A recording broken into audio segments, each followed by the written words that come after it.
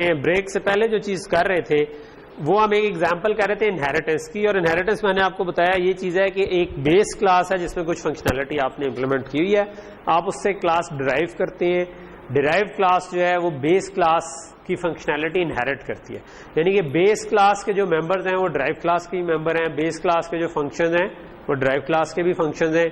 अब derive class उसके ऊपर फर्दर फंक्शंस ऐड कर सकती है, फर्दर डाटा ऐड कर सकती है। बेस क्लास के जो प्राइवेट मेंबर फंक्शंस और डाटा हैं उसको डिराइव क्लास डायरेक्टली एक्सेस नहीं कर सकती। ये नहीं है कि वो उसका पार्ट ही नहीं है, वो उसका पार्ट जरूर है, लेकिन आप डिराइव क्लास से उसको डायरेक्टली नहीं, मतलब अगर इंट ए आपने डिक्लेयर किया तो डिराइव क्लास ए को डायरेक्टली एक्सेस नहीं कर सकती। इनडायरेक्टली कैसे कर सकती है? हो सकता है कोई पब्लिक में फंक्शन आपने रखा हो जो ए को चेंज करता हो, तो उसके थ्रू डिराइव क्लास भी इसको एक्सेस कर सकती है। ठीक है, सो ये यानी कि वो जब आप डिराइव क्लास की ऑब्जेक्ट बनाएंगे तो उसका पार्ट होगा वो बेस क्लास के जितना भी डाटा है। ठीक है, सिर्फ वो उसको एक्सेस कर सकता है या नहीं, ये क्वेश्चन है। सो ये वाली एग्जाम्पल जो है ना, हम इसकी दो एक एग्जाम्पल करते हैं। ठीक है, सो ये वाली एग्जाम्पल मैं कवर कर रहा था कि एक आपकी हमने कहा था क्लास स्टूडेंट है, ठीक है, जिसमें आपको बेसिकली आप स्कूल और हाईएस्ट डिग्री जो है ना वो सेव करना चाह रहे हैं। मिसाल के तौर पर अगर आप इधर से कर जाते हैं तो आपकी डिग्री होगी बीएस और स्कूल आपका हो जाएगा अब्बासियन यूनिवर्सिटी। ठीक है, और इसी के लिए हमने सिर्फ गेट ईडीयू और पुट ईडीयू फंक्शन लिखनी है। गेट ईडीयू जो है वो स्कूल और डिग्री आपसे इनपुट लेता है यूजर से, और पुट ईडीयू जो है वो स्क्रीन पर डिस्प्ले करवा देता है। एम्प्लॉय का जो है वो नेम और नंबर है, और गेट डाटा और पुट डाटा फंक्शन है। गेट डाटा जो है वो नेम और नंबर यूजर से इनपुट लेता है, पुट डाटा नेम और नंबर लिखवाता है। तो ये वाली एग्जांपल मैंने स्पेसिफिकली इसलिए चूज अभी किया है कि ताकि मल्टीपल इनहेरिटेंस भी साथ कवर हो जाए। ठीक है, जनरली आप एक क्लास से ड्राइव करवा रहे होते हैं, लेकिन कभी आप दो क्लासेस से भी ड्राइव करवाते हैं। तो हमने क्या किया है इसके अंदर, हम एक कंपनी के लिए ये बनाना चाह रहे हैं जिस कंपनी के अंदर लेबरर भी है, मैनेजर भी है और साइंटिस्ट भी है।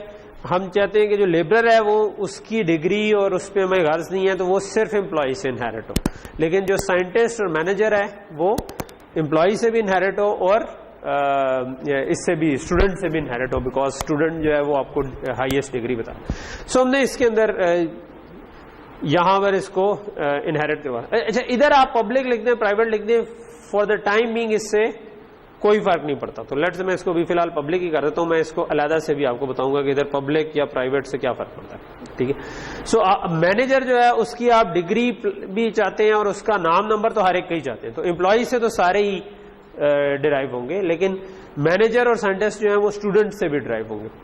अच्छा, अब ये डिराइव हुई है, इसका मतलब है कि एम्प्लॉय का जो get EDU sorry get name और गेट एम्प्लॉय के जो भी था, गेट डाटा जो था कि उसका नाम और नंबर ले सके, और स्टूडेंट का गेट ईडीयू जो है वो दोनों इसका पार्ट ही है, और इसका मतलब है कि वो सारा डाटा इसके अंदर सेव हो सकता है। ठीक है, तो हमने इसके अंदर मैनेजर के पॉइंट ऑफ व्यू से दो और चीजें डाल दी कि उसका टाइटल क्या है। ठीक है, सो मैनेजर का कोई टाइटल होगा, मैनेजर चीफ एग्जीक्यूटिव है या मैनेजर डीन है या वाइस चांसलर है, क्या है। और ड्यूज इसके रख लिया। ड्यूज से मुराद है कि भाई उसने, हमने इस केस में कहा था कि लेट से मैनेजर है तो और वो गोल्फ खेल सकता है, और गोल्फ के जो ड्यूज उसके रहते हैं वो कंपनी ने पे करने हैं, तो वो कितने हैं। ठीक है, सो अब इसका मतलब है कि बेसिकली आपके पास जो बेस क्लास थी, एक एम्प्लॉय थी और एक आपके पास स्टूडेंट थी, और उससे अब आपने मैनेजर को ड्राइव किया। ठीक है, और इसके अंदर जो था आपके पास नेम था, नंबर था, एम्प्लॉय नंबर, इसके अंदर आपके पास डिग्री थी और स्कूल था, और इसके अंदर आपने उसका टाइटल भी ले आए और ड्यूज भी ले आए। तो ये एक्स्ट्रा चीज इसके अंदर आई। इसी तरह इधर से आपने साइंटिस्ट ड्राइव किया जो कि इन्हीं दोनों से हो रहा है। ठीक है, और साइंटिस्ट जो है उसके अंदर हम उसकी नंबर ऑफ पब्लिकेशंस में इंटरेस्टेड है, उसके ड्यूज में इंटरेस्टेड नहीं है, तो हमने उसके अंदर सिर्फ एक एक्स्ट्रा चीज रखी, पब्लिकेशंस। ठीक है, तो ये साइंटिस्ट ड्राइव हो रहा है। लेट्स से कि मैं अभी इसको भी पब्लिक कर देता हूं। ठीक है, ऑल्दो इससे इस वाले प्रोग्राम में कोई फर्क नहीं पड़ेगा, मैं आपको ये बाद में बताता हूं अभी कि उससे क्या फर्क पड़ता है पब्लिक या प्राइवेट से।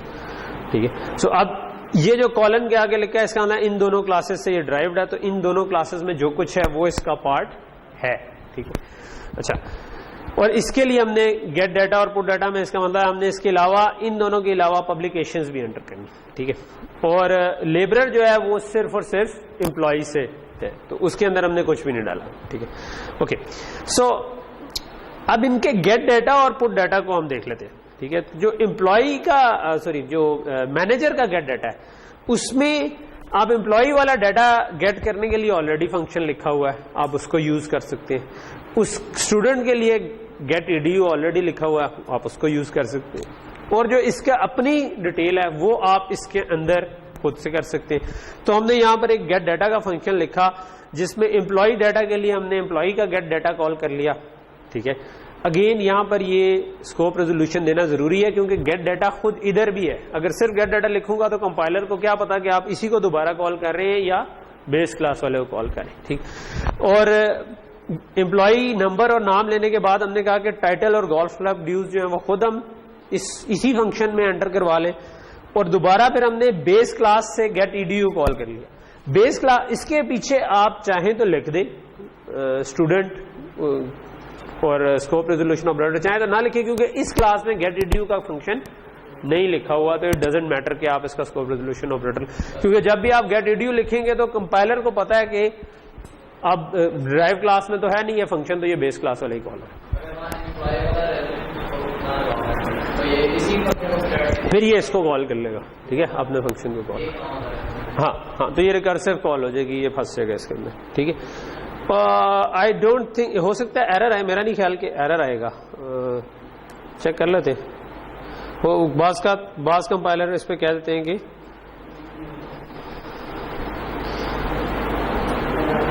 ठीक है, तो वो उसमें इनफाइनाइट लूप में थोड़ी देर फंसा रहा, उसके बाद उसका डाटा इतना बढ़ गया कि उसने कहा कि भाई आपका जो गैर कानूनी ऑपरेशन किया आपके प्रोग्राम, ठीक, इलीगल ऑपरेशन, ठीक। सो कंपाइलर ने एरर नहीं दिया, ठीक है। तो उसने उसको प्रेफर किया कि गेट डाटा का मतलब है कि आप डिराइव क्लास की ही बात करें, ठीक है।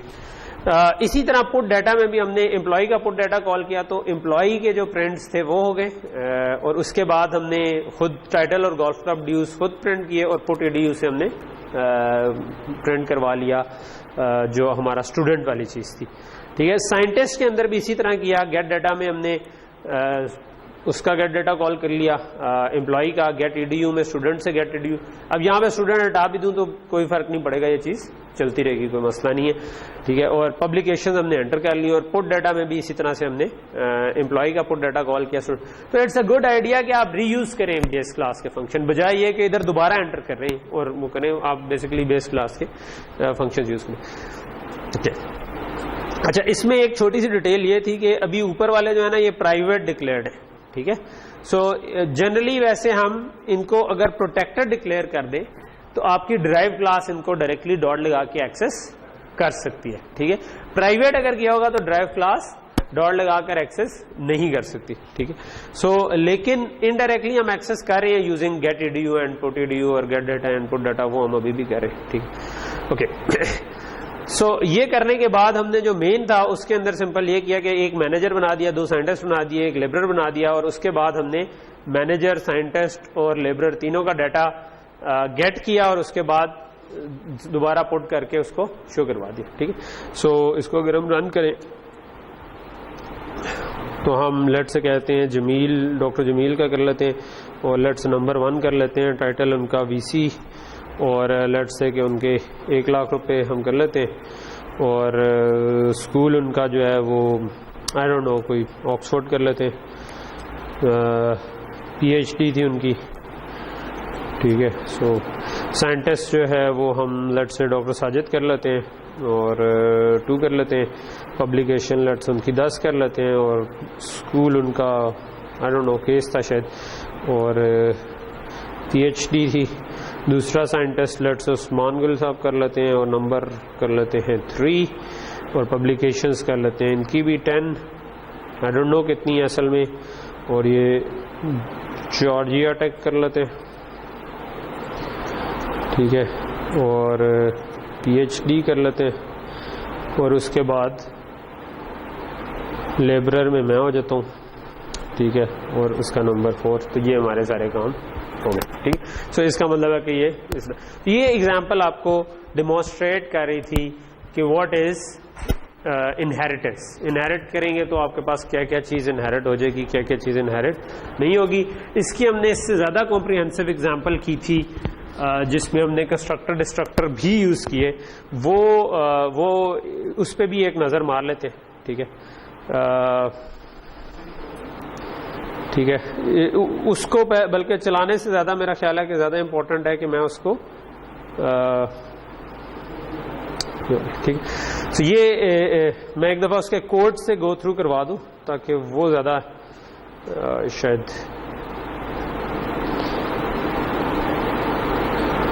ये वैसे इससे अनडॉक नहीं होता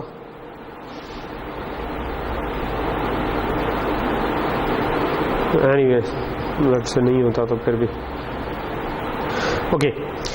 सो ये हमने एग्जांपल एक और की थी जिसमें हम लकड़ी के डिफरेंट टाइप्स देख रहे थे, ठीक है, कि लेट से कि आप का लंबर स्टोर है जिसमें आप उसकी डायमेंशन और ग्रेड जो है वो स्टोर करते हैं, ठीक है। और अब इसमें हमने कंस्ट्रक्टर बनाया हुआ है जिसके अंदर डायमेंशन और ग्रेड अगर कोई किसी ने इनिशियलाइज नहीं किया तो NA से नॉट एप्लीकेबल से स्टार्ट हो जाए, अगर किसी ने पास कर दिया तो डायमेंशन और ग्रेड से इनिशियलाइज हो जाए, जो हमने इनिशियलाइजर लिस्ट पढ़ी हुई है। और अदरवाइज गेट टाइप और शो टाइप जो है ये हमने कॉल किए हुए हैं, जिस मतलब इम्प्लीमेंट किए हुए हैं जिसमें हम यूजर से इनपुट ले लेते हैं जस्ट लाइक एम्प्लॉय, तो इसमें कोई बड़ी साइंस नहीं है, ठीक है। और फिर हम चाहते हैं कि लेंथ उसकी अलग से चीज है। सो बेसिकली हम चाह रहे हैं कि जो आपकी लकड़ी है ना वो ठीक है, एक उसकी लेंथ है, ये हम फीट और इंचेस में सेव करना चाह रहे हैं, तो ये हमने वो जो इंग्लिश डिस्टेंस वाली क्लास थी उससे लिया। और ये जो साइड है ना ये इसकी डायमेंशंस है, ठीक है, कि ये किस साइज की है, ठीक है। तो डायमेंशन और लेंथ पता हो तो पूरी इसकी लंबाई हो गई। और ग्रेड जो है कि वो पॉलिश्ड है नहीं पॉलिश्ड है किस तरह से है वो हम उसको देखते हैं, ठीक है। तो अच्छा, और फिर हमने जो डिस्टेंस और टाइप दोनों से ना डिराइव करवा दिया है इसको, कि यानी टाइप में उसकी डायमेंशन एंड ग्रेड थी, लेंथ में उसका लंबाई थी, डिस्टेंस जो था वो आपकी लंबाई थी। और फिर आपने डिस्टेंस के अंदर जो था वो आपने सिंपल गेट डिस्टेंस और बाय डिफॉल्ट 0 से इनिशियलाइज करवाया, अदरवाइज और फीट और इंचेस से आप इनिशियलाइज करवा सकते हैं। तो इस वाली क्लास को हम काफी दफा देख चुके। सो जो नंबर की क्लास है वो दोनों से इनहेरिट हो रही है, ठीक है। और इसमें आपने इसके अलावा क्वांटिटी और प्राइस भी बता दी है कि लेट से कि एक जो आपकी लकड़ी है उसकी जो आपने वो तो सेव कर दी फ्रॉम टाइप प्लस लेंथ, लेकिन अब ऐसे कितने पड़े हैं उसकी क्वांटिटी आपने बता दी और फिर आपने उसकी प्राइस बता दी। सो जो जिस वजह से मैं आपको ये एग्जांपल दिखाना चाह रहा हूं वो ये है कि जब आपने डिराइव क्लास के कंस्ट्रक्टर में चीजों को इनिशियलाइज करना है, ठीक है, let's say no argument constructor है, तो आप इसकी इनिशियलाइजर लिस्ट में बेस क्लास के कंस्ट्रक्टर को कॉल कर सकते हैं। इधर हमने टाइप लिखा है, इसका मतलब है जो बेस क्लास टाइप है उसका कंस्ट्रक्टर कॉल हो जाएगा तो ये नॉट एप्लीकेबल से इनिशियलाइज हो जाएगी। डिस्टेंस का कंस्ट्रक्टर कॉल हो जाएगा नो आर्गुमेंट तो वो 0 से इनिशियलाइज हो जाएगा। और फिर क्वांटिटी और प्राइस जो इस क्लास का पार्ट थे वो हमने 0 से इनिशियलाइज कर दी। तो अगर कुछ नहीं पास करूंगा तो ऑटोमेटिकली सब कुछ 0 से इनिशियलाइज हो जाएगा या नॉट एप्लीकेबल से अगर वो स्ट्रिंग है, ठीक है। अगर आप पास करना चाहते हैं तो फिर आपको ये सारी चीजें पास करनी है जो यहां से यहां तक लिखी हुई है कि आप उसका डायमेंशन, ग्रेड, उसकी लेंथ फीट और इंचेस में और क्वांटिटी और प्राइस ये सारी चीजें पास करेंगे। तो इनसे इनिशियलाइज करना है। तो इस केस में हमने फिर बेस क्लास का 2 आर्गुमेंट यानी कॉलन के बाद आपका पूरा ये इनिशियलाइजर लिस्ट आ रही है जो कॉमा सेपरेटेड लिस्ट है जिसमें आपने बेस क्लास का कंस्ट्रक्टर 2 आर्गुमेंट कंस्ट्रक्टर इसका भी कॉल कर लिया, इसका भी कॉल कर लिया और जो चीजें इसके अंदर डिफाइंड थी उनको नॉर्मल जो हम इनिशियलाइजर लिस्ट में जिस तरह इनिशियलाइज करते तो वो इनिशियलाइज करवा ली, ठीक है। इसी तरह गेट नंबर अगर आपने किया या शो नंबर किया तो उसके अंदर आपको जिन जिन बेस क्लास के गेट टाइप और गेट डिस्टेंस आपने कॉल किए और जो इस क्लास की चीजें थी तो ये तो नई बात नहीं है, ये तो पिछली दफा जो हमने किया था वही वाला काम इधर भी रिपीट हो रहा है। और शो नंबर में भी आपने बेस क्लास के और ये कॉल कर लिया, ठीक है। सो मेन में हमने क्या किया हुआ है, मेन में हमने साइडिंग्स और स्टड्स दो टाइप है लकड़ी की जिसको हमने इनिशियलाइज किया हुआ है, ठीक है। और साइडिंग्स के लिए हमने यूजर से ले लिया उसकी डायमेंशन वगैरह, और जो स्टड्स हैं उसमें हमने उसको ये जो 6 आर्गुमेंट्स वाला कंस्ट्रक्टर था ना जिसमें आपने डायमेंशन, ग्रेड, उसके बाद फीट और इंचेस, और उसके बाद आपने उसकी क्वांटिटी और प्राइस सब कुछ कर लिया था, और उस आखिर में आपने दोनों के लिए शो नंबर कॉल कर लिया। तो इसको अगर मैं रन करने की कोशिश करूं तो वो कहेगा कि अच्छा कितनी डायमेंशन है, लेट्स मैं कहता हूँ 3/4 है, ठीक है, और रफ है या कंस्ट्रक्शन ग्रेड है, मैं कहता हूँ रफ है, और मैं कहता हूँ ये 10 फीट की है और 5 इंच की है, और मैं कहता हूँ 50 की क्वांटिटी में पड़ी हुई है, और प्राइस जो है वो भी 50 डाल देता हूँ, ठीक है। तो अब साइडिंग्स की जो मैंने एंटर की थी उसके हिसाब से आ गई 3/4 रफ 10 फीट, और 50 की जो प्राइस थी वो उसने निकाल के दे दी, और स्टड्स की उसने प्राइस इस तरह। तो ये आपको काइंड ऑफ डिमॉन्स्ट्रेट कर रहा है कि अगर आपने कंस्ट्रक्टर्स कॉल करने बेस क्लास के तो वो किस तरीके से कॉल होते हैं। ओके, सो आखिरी जो टॉपिक इनहेरिटेंस के अंदर था वो ये था कि जो मैं इधर अभी तक आपको कह रहा था कि जनरली हम पब्लिकली इनहेरिट करते हैं लेकिन आप प्राइवेटली भी इनहेरिट कर सकते हैं। तो ये वाली जो एग्जांपल है ये वो वाली शो कर रही है आपको कि प्राइवेटली इनहेरिट करने का क्या मतलब है, ठीक है। जहां तक डिराइव क्लास की ताल्लुक है कि ये हमने क्या किया हुआ है, इसके अंदर एक क्लास बनाई हुई है, क्लास ए, जिसमें एक मेंबर प्राइवेट है, एक प्रोटेक्टेड है और एक पब्लिक है, ठीक है। इसको हमने क्लास बी को ए से पब्लिकली इनहेरिट किया है, क्लास सी को प्राइवेटली इनहेरिट किया। सो अगर आप पब्लिकली इनहेरिट करें या प्राइवेटली इनहेरिट करें, क्लास के अंदर से जो इनहेरिटेड क्लास है उससे एक्सेस पे कोई फर्क नहीं पड़ता। यानी कि आपकी जो डिराइव क्लास है वो प्राइवेट डाटा को डायरेक्टली एक्सेस नहीं कर सकती, प्रोटेक्टेड और पब्लिक को एक्सेस कर सकती है। सो इधर आपने देखा होगा कि यहां पर आई होप कि आपको नजर आ रहा हो ये जो अंडरलाइन हुआ है, ठीक है, कि ये प्राइवेट डाटा को अगर मैं असाइन करने की कोशिश करता हूं तो वहां पर एरर आ रहा है। प्रोटेक्टेड या पब्लिक दोनों के ऊपर कोई एरर नहीं है। इसका मतलब है डिराइव क्लास में मैं पब्लिक और प्रोटेक्टेड को एक्सेस कर सकता हूं। अगर चाहे मैंने पब्लिकली इनहेरिट किया हो, चाहे मैंने प्राइवेटली भी इनहेरिट किया हो, स्टिल मैं उसके प्रोटेक्टेड और पब्लिक डाटा दोनों को एक्सेस कर सकता। सो क्वेश्चन ये है कि अगर इसमें कोई फर्क नहीं पड़ता तो फर्क पड़ता किधर है? तो इधर पब्लिक या प्राइवेट लिखने से फर्क कहां पे पड़ता है? इधर पब्लिक या प्राइवेट लिखने से फर्क ये पड़ता है कि अगर मैं मेन में या किसी और फंक्शन में ऑब्जेक्ट बनाता हूं इनहेरिटेड क्लास की, ठीक है, यानी जो डिराइव क्लास है आपकी, ठीक है, तो वो किस चीज को एक्सेस कर सकती है डॉट लगा के, ठीक है। सो अगर आप एक ही ऑब्जेक्ट बनाते हैं तो ए का पब्लिक डाटा और प्रोटेक्टेड डाटा क्लास के बाहर से एक्सेसिबल नहीं होता, लेकिन उसका जो पब्लिक डाटा है वो आप एक्सेस कर सकते हैं। बी इससे पब्लिकली इनहेरिटेड हो रही है तो इसका मतलब है वो यही वाली प्रॉपर्टीज इनहेरिट करेगी, यानी कि उसका प्राइवेट डाटा और प्रोटेक्टेड डाटा एक्सेस नहीं हो सकेगा, वो तो कभी भी नहीं हो सकता, लेकिन पब्लिक डाटा स्टिल एक्सेसिबल रहेगा। लेकिन अगर आपने प्राइवेटली इनहेरिट किया तो ये चीज खत्म हो जाएगी। सी क्योंकि आपकी प्राइवेटली इनहेरिट थी तो अब आप इसकी ऑब्जेक्ट के जरिए बेस क्लास के पब्लिक डाटा को भी एक्सेस नहीं कर सकते, ठीक है, डॉट लगा के, ठीक है। क्लास के अंदर कर सकते हैं, क्लास के अंदर पब्लिक भी कर सकते हैं, प्रोटेक्टेड भी कर सकते हैं, लेकिन मेन के अंदर से जब आप इसकी ऑब्जेक्ट बनाएंगे तो उससे आप बेस क्लास के पब्लिक डाटा को एक्सेस नहीं कर सकेंगे। तो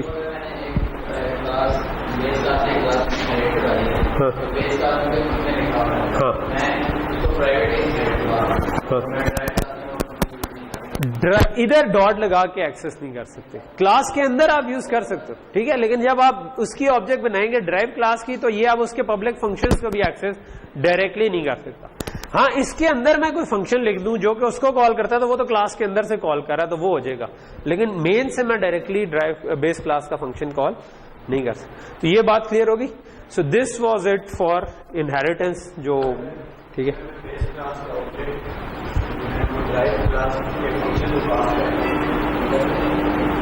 अगर बेस क्लास की ऑब्जेक्ट डिराइव क्लास के फंक्शन को पास करते हो फिर कर सकते हैं, फिर ये सिर्फ बाहर की बात है, ठीक है। क्लास के अंदर से डॉट लगा के आप उन चीजों को एक्सेस कर सकते हैं जो मतलब ऑब्वियसली प्राइवेट को नहीं एक्सेस कर सकते। बेस क्लास के प्राइवेट को कोई भी नहीं एक्सेस कर सकते, ड्राइव क्लास भी नहीं कर सकते, ठीक है, लेकिन बेस क्लास के पब्लिक और प्रोटेक्टेड को आप डॉट लगा के एक्सेस कर सकते हैं, चाहे आप उसकी ऑब्जेक्ट पास करें, चाहे आप जो एक्चुअल आप जो डिराइव क्लास हो अपनी बेस क्लास को एक्सेस करना चाहिए, ठीक है। चाहे जी आप अपनी क्लास के अंदर अपनी क्लास की ऑब्जेक्ट नहीं बना सकते, ठीक है। अपनी टाइप का पॉइंटर रख सकते हैं, ठीक है, पर अपनी क्लास का ऑब्जेक्ट नहीं बना सकते, ठीक है।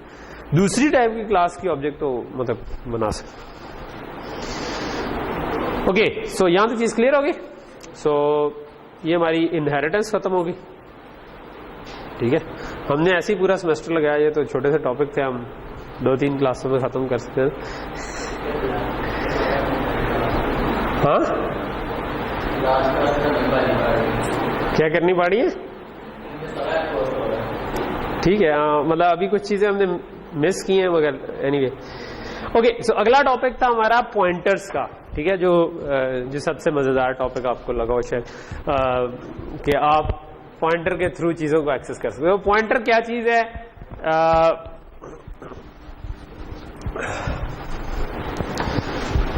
क्विकली अगर मैं इसके कोड पे नहीं जाता, बल्कि मैं छोटा सा कोड लिख लेता हूं पहले, ठीक है, और फिर इसकी 1-2 एग्जांपल्स देख लेते हैं, ठीक है। सो ये मेन है, मेन के अंदर मैं लेट्स से सब कुछ ही कमेंट कर देता हूं, ठीक है। और सो पॉइंटर क्या चीज है, पॉइंटर ये है कि हमने कहा था कि आपकी जो मेमोरी है उसमें वो 0 से लेकर जो भी उसका फाइनल एड्रेस है वहां तक, पहली जगह पहली लोकेशन का एड्रेस है 0, अगले का 1 है, अगले का 2 है, अगले का 3 है, एंड सो ऑन, ठीक है। सो अगर मैंने इधर कोई इंटीजर रखा है, ठीक है, तो मैं कहता हूं int x इक्वल टू 10, ठीक है, तो इधर 10 पड़ा हुआ है और लेट से ये x है। तो पॉइंटर क्या चीज है, पॉइंटर है इसका एड्रेस, ठीक है। सो पॉइंटर को डिक्लेयर करने के लिए मैं कहूंगा int पॉइंटर, पॉइंटर के लिए मैं डायरेक्ट डाल दूंगा। So int pointer let's say x ptr is equal to, अगर मैंने किसी वेरिएबल का एड्रेस निकालना है तो उसके लिए मैं एंड का साइन लगा दूं, ठीक है। सो एंड ऑफ x किधर, इधर, हाँ इधर लिख दो। इसका मतलब आप मेमोरी के 10 नंबर एड्रेस इसमें सेव करवाना चाह रहे हो तो लिखा जाएगा, लेकिन 10 नंबर एड्रेस मोस्ट प्रॉब्ली आपके इस्तेमाल में नहीं होगा, ठीक है। so, जब आप उस पर कोई रीड या राइट करने की कोशिश करोगे तो एक्सेप्शन आ जाएगी, कंप्यूटर कहेगा कि भाईजान किधर, इधर किधर है, ठीक है।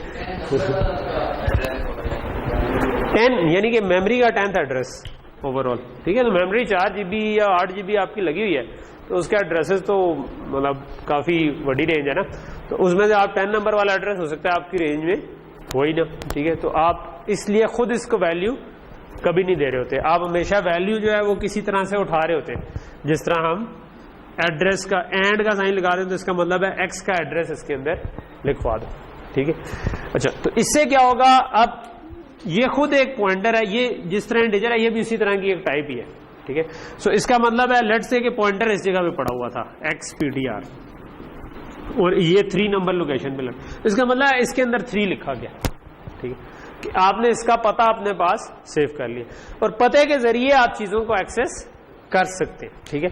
सो वो कैसे करते हैं, अगर मैंने कहना हो कि यार ये जिस जगह का पता है उस जगह पर जाकर चेंज करो, तो मैं कहता हूं asterisk xptr is equal to, let's say मैं कहता हूं 100, तो अब इधर 10 के बजाय 100 लेगा। स्टैरिक का मतलब है कि इस पते पे चले जाओ और उस जगह पर वैल्यू को अपडेट कर दो, ठीक है। सो मैं इसकी क्विकली एग्जांपल कर लेता हूं, लेट से मैं कहता हूं यही वाली एग्जांपल कर लेता हूं, लेट से मैं कहता हूं int x इक्वल टू 10 और फिर मैं कहता हूं int स्टैरिक, इसका मतलब है int टाइप का पॉइंटर, और मैं कहता हूं ptr is equal to address of x, ठीक है। अच्छा, सो लेट से कि मैं सी आउट करवा लेता हूं कि यार x is equal to x candle, ठीक है, ओके। और अब मैं कहता हूं लेट से कि इसका मतलब है, ठीक है, आप दोबारा स्टैरिक ही यूज किया, लेकिन इस स्टैरिक का मतलब ये नहीं है, ये डिक्लेरेशन वाला था, ठीक है। यहां पर स्टैरिक का मतलब है कि जो ये वाला एड्रेस है इस पे चले जाओ। सो मैंने कहा कि इस वाले एड्रेस पे चले जाओ और वहां पर लिखवा दो 100, ठीक है। और इसके बाद मैं कहता हूं मैं दोबारा x को प्रिंट करवा लेता हूं, ठीक है। सो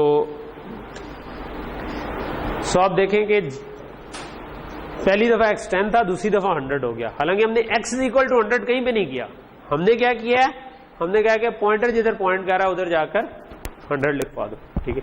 सो इसको हम कहते हैं कि पॉइंटर जिधर पॉइंट कर रहा है, क्योंकि बेसिकली ये एड्रेस का मतलब है कि ये वाली जगह पे हम पहुंच सकते हैं, तो हम इसको बास का एरो से शो कर देते हैं प्रैक्टिकली, लेकिन ये एड्रेस ही सेव हुआ था, इससे ज्यादा पॉइंटर के अंदर कोई कहानी नहीं है, ठीक है। ऑब्वियसली आप चाहें तो पॉइंटर टू पॉइंटर भी बना सकते हैं, ठीक है। मैं कहता हूं कि यार इंट पॉइंटर टाइप का पॉइंटर बनाना चाहता हूं, ठीक है।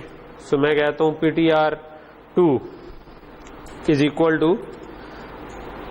एड्रेस ऑफ ptr, ठीक है। सो ये मैंने क्या किया, ये अब मैंने कहा कि इंट ptr टाइप का, इंट स्टैरिक का मतलब इंट पॉइंटर, इस टाइप का एक पॉइंटर बना लो, ठीक है। और मैंने वो कह दिया कि ये इंट पॉइंटर है, मैंने कहा इसका एड्रेस इसमें डाल दो, क्योंकि ये इस टाइप का एड्रेस को ये सेव कर सकता है ना। सो इसका मतलब हो गया कि एक और आपके पास आ गया, इसके थ्रू अगर मैं एक्सेस करना चाहूं एक्सी को, सो ये क्या चीज होगी, ये पड़ा हुआ था 10 पे, मैंने एक और पॉइंटर बना दिया ptr2 और उसके अंदर ये वाला एड्रेस लिखवा दिया, ठीक है। लेट्स मैं 10 के बजाय कुछ और करता हूं ताकि कंफ्यूज हो, लेट्स ये 15 था, ठीक है। तो अब अगर मैं स्टैरिक 15 करूंगा तो मैं इधर पहुंच जाऊंगा, और स्टैरिक 15 को स्टैरिक करूंगा तो मैं वापस इधर पहुंच जाऊंगा, ठीक है। सो अगर मैं यहां पर लिख दूं asterisk ptr2 is equal to 200, ठीक है, और इसके बाद में x को प्रिंट करवाऊं, ठीक है। सो x जो है आपका 200 हो गया। अब आपने उससे पीछे वाले पॉइंटर से किया, ठीक है। तो आप ऐसी जितनी मर्जी लेयर बना लें, 10 पॉइंटर बना लें, डजंट मैटर, ठीक है। जनरली जरूरत नहीं पड़ती, ठीक है। 2 लेवल के पॉइंटर से ज्यादा जाने की जरूरत कभी कभार ही पेश आती है, ठीक। लेकिन अगर आए तो इसमें कोई साइंस नहीं है, इसका मतलब है कि इसका एड्रेस, 2 लेवल पॉइंटर का मतलब है कि एड्रेस का एड्रेस, और 3 लेवल का मतलब है एड्रेस के एड्रेस का एड्रेस, ठीक है। और इसको हम कहते हैं डी रेफरेंस करना है, जो स्टैरिक लगाते हैं कि उस पते पे चले जाओ। तो अगर आपके पास 3 लेवल पॉइंटर होता तो आप कहते हैं कि भाई इस पते पे चले जाओ, उधर जो लिखा हुआ उस पते पे चले जाओ, उधर जो लिखा हुआ उस पते पे चले जाओ, आप उधर ही पहुंच जाते हैं, ठीक है। सो बेसिकली पॉइंटर जो है सिंपल सी चीज, जस्ट एक दफा आपको क्लियर हो जाए कि वो है क्या, ठीक। अच्छा, फिर इनके कुछ फायदे हैं, मे बी अब मैं इस वाले हिस्से को रिमूव करता हूं और मैं इसकी 2 एक एग्जांपल्स करना चाहता हूं, ठीक है। सो एक एग्जांपल जो मैं करना चाहता हूं वो है आपकी डेज वाली, ये वाली, ठीक है, पॉइंटर्स एरे की, और फिर दूसरी जो है वो मैं न्यू की करना चाहता हूं, ठीक है। ठीक, सो अब मैं मेन के अंदर पॉइंटर्स एरे का फंक्शन कॉल कर रहा हूं और इसके अंदर मैंने, अच्छा एक चीज हमने एरे पीछे देख ली है, एरे का नाम जो होता है ना वो एरे का पॉइंटर ही होता है, ठीक है। सो आप वो बेसिकली नाम रेफर कर रहा होता है स्टार्टिंग एड्रेस को, ठीक है। लेकिन ये कांस्टेंट पॉइंटर होता है, यानी आप नाम को प्लस प्लस नहीं कर सकते, ठीक है। नॉर्मली आप पॉइंटर को प्लस प्लस कर सकते हैं, आप जिस टाइप का पॉइंटर है वो इतने बाइट्स आगे चला जाएगा, ठीक। हाँ, उसको कर सकते हैं प्लस प्लस, ठीक है। यानी अगर मैंने ये लिखा हुआ ना इंट, जिस तरह अभी हमने इमेज बनाया था, ठीक है, 100 by 100 का, ठीक है। या चलो मैं इमेज नहीं बनाता, मैं कहता हूं कि इंट x 100 कोई एक मेरी 1 डायमेंशनल है, ठीक है। सो मैं कहता हूं int pointer ptr is equal to x, तो मैं ये कर सकता हूं, ptr को मैं प्लस प्लस कर सकता हूं, x को नहीं कर सकता, क्योंकि x is always referring to start of array, ठीक है। एक और पॉइंटर इधर आ जाता है, उसको प्लस प्लस करूंगा वो एक इंटीजर आगे चला जाएगा, 2 दबाव करूंगा 2 इंटीजर आगे चला जाएगा, ठीक है। तो इसमें कोई मजायका नहीं है, ठीक।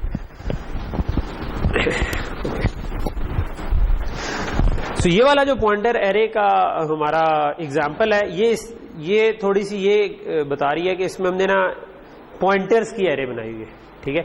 हमने क्या है कि करैक्टर पॉइंटर्स की एरे, ठीक है, और 7 करैक्टर पॉइंटर्स की एरे। तो इसका मतलब है कि प्रैक्टिकली मेरे पास 7 पॉइंटर पड़े हुए हैं, ठीक है। एक पे हमने लिख दिया सैटरडे, एक पे लिख दिया हमने संडे, ठीक है, मंडे ट्यूसडे, इस तरह करके, ठीक है। तो ये, लेकिन ये खुद सारे क्या हैं, पॉइंटर्स। एक्सेस हम बिल्कुल उसी तरह कर रहे हैं जिस तरह एक एरे होती है, हमने करके एक एक करके इनको प्रिंट करवा दी, ठीक है।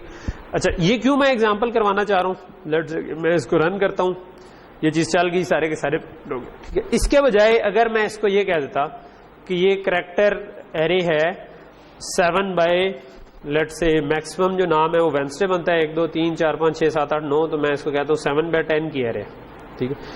सो स्टिल इस प्रोग्राम के चलने में कोई देखने में कोई फर्क नहीं है, लेकिन अगर मैंने इसको 7 बाय 10 की एरे बनाया तो मेमोरी में इस तरह से सेव नहीं है चीज, बल्कि मेमोरी में इस तरह से सेव्ड है कि आपके पास सारे 10-10 की एरे, ठीक है, 10-10 कैरेक्टर आपके, यानी ये 10 के बनते हैं, चाहे ये 6 कैरेक्टर में आ जाए, चाहे ये 5 में आ जाए, चाहे ये 10 में ही आता हो, ठीक है। लेकिन जब आपने इस तरह बनाई है तो अब हर एक अपनी लेंथ के हिसाब से उसने जगह ली है, ठीक है। सो अगर ये बड़ा प्रोग्राम होता और उसमें आपने उस ऐसी कोई एरे मैनेज करनी होती तो पॉइंटर्स की एरे शायद ज्यादा मेमोरी एफिशिएंट होती, ठीक है। एक्सेस एफिशिएंट शायद ये ज्यादा हो जाती कि आपने अगर उसको स्पीड पे एक्सेस करना है तो शायद ये दूसरी वाली होती, लेकिन वैसे अगर मेमोरी एफिशिएंसी देखनी है तो इसकी ज्यादा, ठीक, ओके। अच्छा, दूसरी जो है ना, पॉइंटर्स के साथ ही हमने टॉपिक पढ़ा था न्यू का, ठीक है। सो न्यू क्या चीज है, लेट से कि मैं पॉइंटर टू ऑब्जेक्ट वाला टॉपिक पहले कर लेता हूं, ठीक है, और फिर एक न्यू की एग्जांपल, 2 न्यू की एग्जांपल हम कर लेते हैं, ठीक है। सो ये आखिरी वाली एग्जांपल जो थी, अच्छा, अब ये आपकी डिस्टेंस की ऑब्जेक्ट है, जो इंग्लिश डिस्टेंस हमारी क्लास नॉर्मल होती थी उसकी, ठीक है, जिसमें आप गेट डिस्टेंस शो डिस्टेंस कर सकते थे। इधर हमने क्या किया, डिस्टेंस का एक पॉइंटर बनाया, ठीक है। अच्छा, न्यू क्या करता है कि आपने चलते हुए प्रोग्राम को अगर कोई मेमोरी चाहिए तो आप रन टाइम पे ऑपरेटिंग सिस्टम को कह सकते हैं कि मुझे मेमोरी दे दो, ठीक है, और वो करने के लिए आप उसको बताते हैं कि मुझे किस साइज की मेमोरी चाहिए।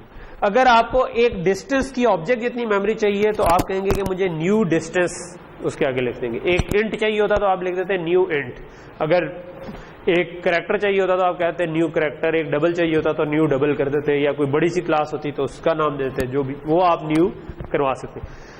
ऑपरेटिंग सिस्टम आपको इस टाइप की ऑब्जेक्ट बना के, यानी कि उतनी जगह मेमोरी में एलोकेट करके उसका पॉइंटर रिटर्न करता है, ठीक है, पॉइंटर रिटर्न करता है जो कि आप इस टाइप के पॉइंटर में असाइन कर सकते हैं, ठीक है।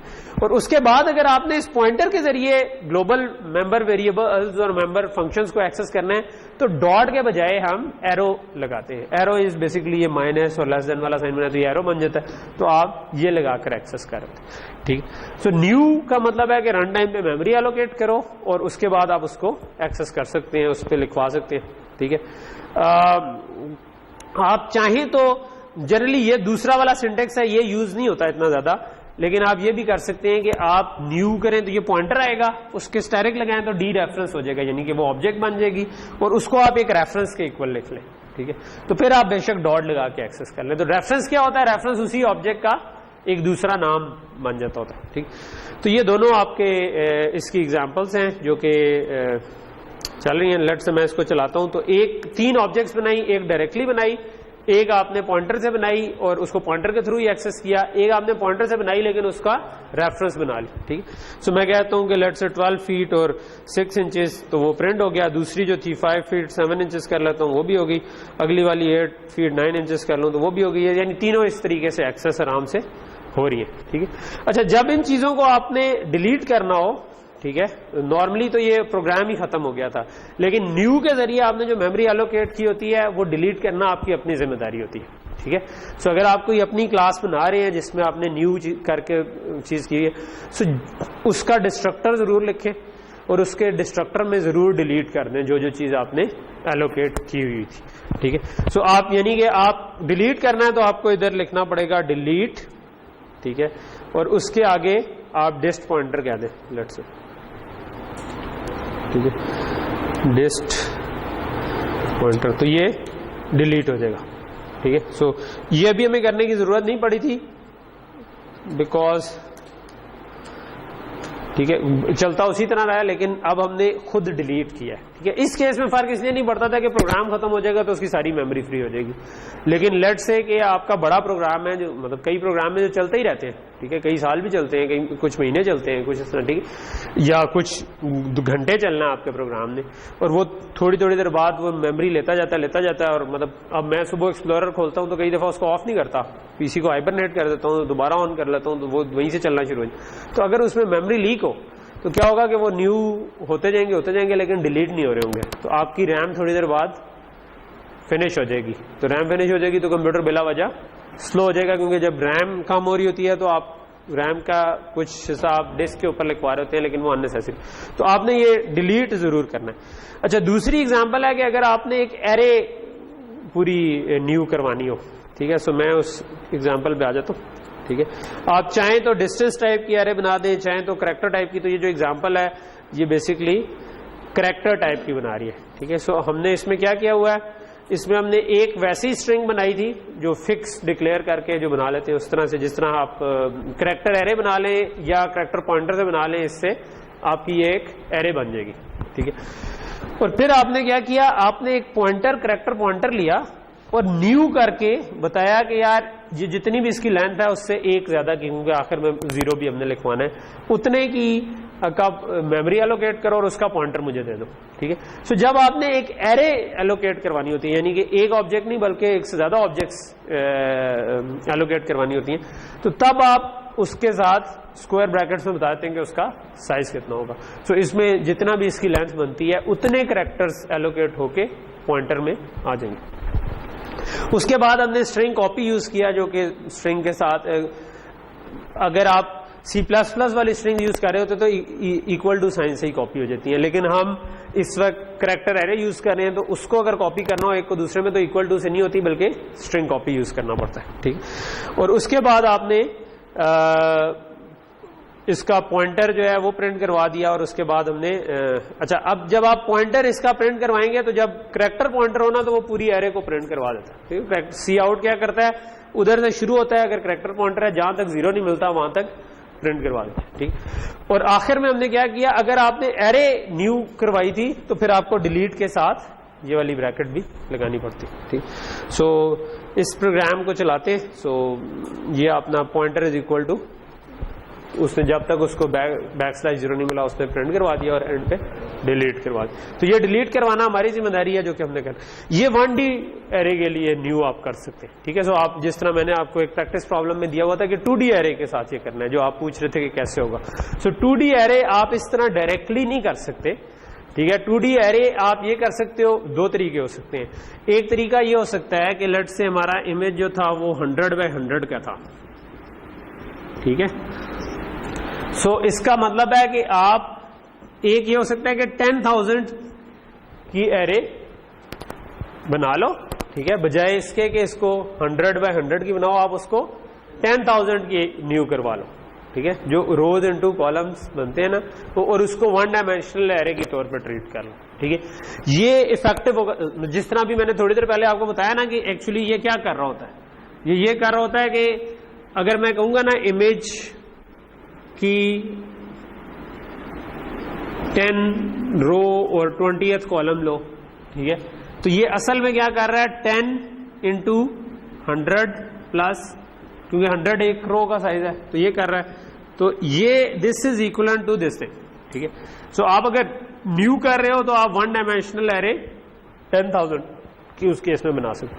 2 डायमेंशनल एरे आप न्यू करवा सकते हो, लेकिन फिर उसका पहला आर्गुमेंट जो है ना वो कांस्टेंट होना चाहिए।